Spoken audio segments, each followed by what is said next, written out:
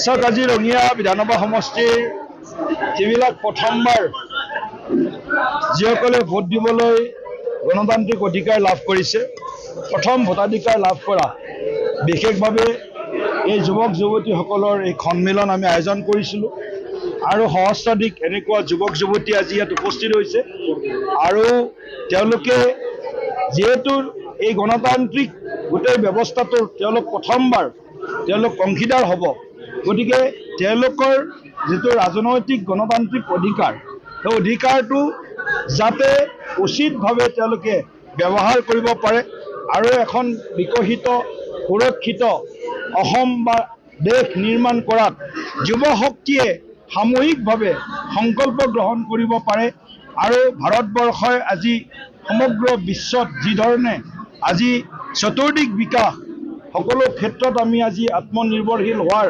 সপোন দেখিছোঁ আৰু আমি আগবাঢ়িও গৈছোঁ।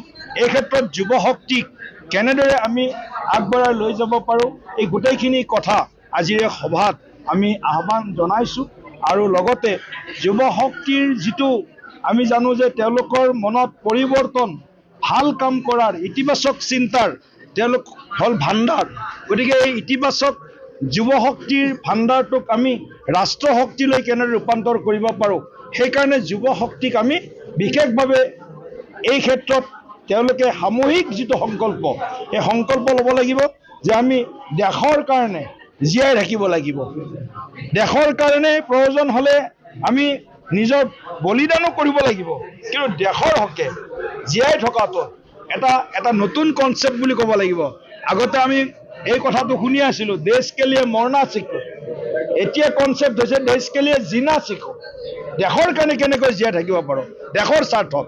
গতিকে এই গোটেই কথাখিনি যুৱ শক্তিয়ে সঠিকভাৱে এই শক্তিটোক আমি যাতে একত্ৰিত কৰিব পাৰোঁ, চেনেলাইজ কৰিব পাৰোঁ, তাৰ কাৰণে এই যুৱ সন্মিলন বিশেষভাৱে আগন্তুক নিৰ্বাচনৰ প্ৰতিও বহুত গুৰুত্বপূৰ্ণ। আৰু যুৱ শক্তিয়ে ইতিমধ্যে সংকল্প লৈছে যে আমি এখন সুৰক্ষিত, নিৰাপদ, শক্তিশালী, স্বাৱলম্বী, স্বাভিমানী, আত্মনিৰ্ভৰশীল অসম গঢ়াৰ কাৰণে আমি আগবাঢ়ি যাম। সময় আছে, আমি ধুনীয়াকৈ আমি মিত্ৰতাটোত আগবঢ়াই লৈ যাম আৰু ইয়াত যি বিষয় আছে ইতিমধ্যে কিছু বিষয় আমি আলোচনাত আগবাঢ়িছোঁ। চূড়ান্ত সিদ্ধান্ত আমাৰ কেন্দ্ৰীয় সমিতি আছে, তেওঁলোকৰ লগতো আলোচনা বিলোচনা হ'ব, কিন্তু যিমান সোনকালে পৰা যায় ইমান সোনকালে এই বিষয়টো আমি চূড়ান্ত কৰিম। যিকোনো খবৰৰ বাবে যোগাযোগ কৰক আমাৰ এই নম্বৰত 9181 307 221।